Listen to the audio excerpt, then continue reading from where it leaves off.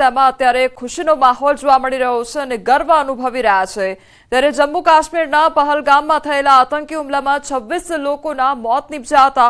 જો કે ભારતે પણ આતંકીઓને જડબાતોડ જવાબ આપી 9 આતંકીઓના ઠેકાણા પર હવાઈ હુમલો કર્યો છે, જેમાં 100થી વધુ આતંકીઓ માર્યા ગયાની વિગતો છે, જેને ઓપરેશન સિંદૂર નામ આપવામાં આવ્યું।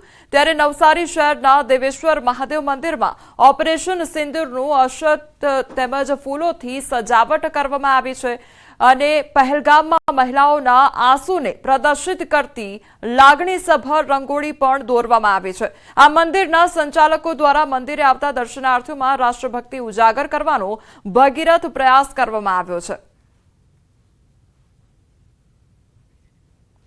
ઓપરેશન સિંદૂર બાદ રાજ્યના કાંઠા વિસ્તારોમાં એલર્ટ જારી કરવામાં આવ્યું છે। દરિયાઈ સુરક્ષામાં વધારો કરવામાં આવ્યો। સૌરાષ્ટ્ર કચ્છના દરિયાકાંઠામાં સુરક્ષા વ્યવસ્થા વધારાઈ। માછીમારોને સાવચેત કરવામાં આવ્યા છે।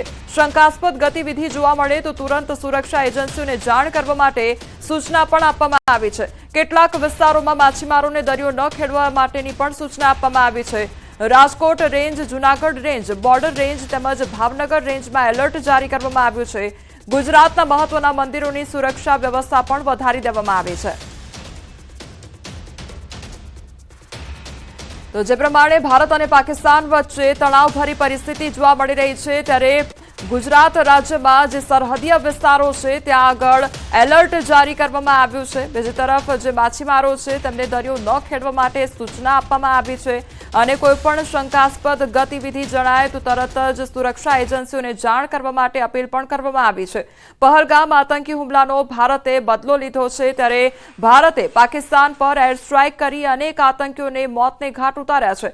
ત્યારે હાલ પરિસ્થિતિ તંગ જોવા મળી રહી છે। આ પ્રકારની સ્થિતિને જોતા પોરબંદર મદદનીશ મત્સ્ય ઉદ્યોગો નિયામક કચેરી દ્વારા માછીમારો અને બોટ માલિકોને એલર્ટ કરી મહત્વના સૂચનો આપવામાં આવ્યા છે। ખાસ કરીને દરિયામાં માછીમારી માટે જતા માછીમારોને ફિશિંગ ઝોન તથા IMBL નજીક માછીમારી માટે ન જવા માટે સૂચના આપવામાં આવી છે। તો દરિયામાં અથવા દરિયાકાંઠે કોઈપણ શંકાસ્પદ હિલચાલ જોવા મળે તો આ અંગે સુરક્ષા એજન્સીઓને જાણ કરવા માટે જણાવવામાં આવ્યું છે। બોટો અત્યારે હાલ જે ઓપરેટ કરે છે દરિયામાં, એમને જે IMBL બોર્ડર છે, ઇન્ડિયા પાકિસ્તાનની આપણી જે મેરીટાઈમ બોર્ડર છે, ત્યાં ફિશિંગ ન કરવી તેમજ નો ફિશિંગ ઝોન જે જાહેર કરેલા હોય ત્યાં પણ ફિશિંગ ન કરવી, તેમજ જે જખૌની સામેનો જે સર ક્રીકનો વિસ્તાર છે એ પણ હાલ સંવેદનશીલ હોય એટલે એ વિસ્તારોમાં માછીમારી માટે જવું નહીં એવી સૂચના આપે છે।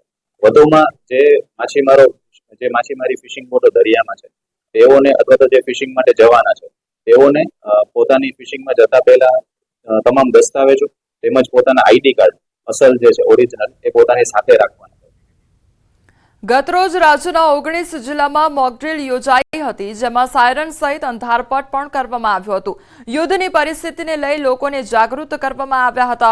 ત્યારે બનાસકાંઠામાં પણ મોકડ્રીલ પાલન કરવામાં આવ્યું હતું। પાલનપુરમાં લગ્ન સમારંભ દરમિયાન બ્લેકઆઉટ કરવામાં આવ્યું હતું। સંભવિત યુદ્ધની પરિસ્થિતિને લઈ બ્લેકઆઉટ કરવામાં આવ્યું હતું। લોકોમાં જાગૃતતા અને સતર્કતા આવે તે માટે મોકડ્રીલનું આયોજન કરાયું હતું। જિલ્લામાં અનેક જગ્યાએ અંધારપટ છવાયેલો જોવા મળ્યો હતો।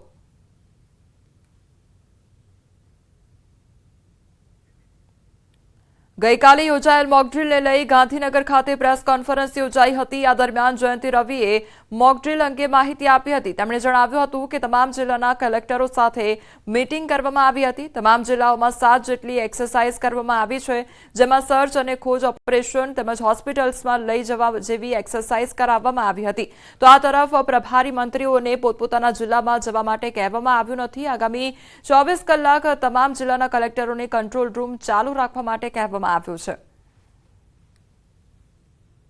ને પોલીસ તરફથી જે સિવિલ ડિફેન્સનું એક અગત્યનું જે એનું પાંખ છે, એના જે DG મનોજ અગ્રવાલ સાહેબ એ પણ એમના નેતૃત્વમાં પણ એમને બધી કામ કરી। ખાસ એમાં ગૃહ રાજ્યમંત્રી શ્રી માનનીય હર્ષભાઈ સંઘવીએ પણ કાલે પણ આની મીટિંગ ઓફિસર્સ સાથે લીધી હતી અને આજે દિવસ દરમિયાન પણ એમને SCOCની મુલાકાત લીધી અને એમાં આપણે જોઈએ તો બધા જિલ્લાઓમાં કુલ 7 પ્રકારની અલગ અલગ એક્સરસાઇઝ જે કરવાની હતી અને જિલ્લાઓમાં આ બધી પ્રકારની તમામ પ્રકારની એક્સરસાઇઝીસ કરવામાં આવી છે અલગ અલગ લોકેશન્સમાં અને એનો જે દાખલો પણ આપણે દિવસ દરમિયાન બતાવ્યું છે। પબ્લિકને પણ આ બધા મીડિયાના મિત્રોને બધાને ખાસ અભિનંદન અને આભાર કહેવાનું છે કે આ જે આખી મોક ડ્રિલ હતી એમાં લોકોએ પણ ઉત્સાહ સાથે ગંભીરતાપૂર્વક અને યet બધાએ ઉત્સાહ સાથે મળીને આમાં સુંદર કામગીરી કરી છે.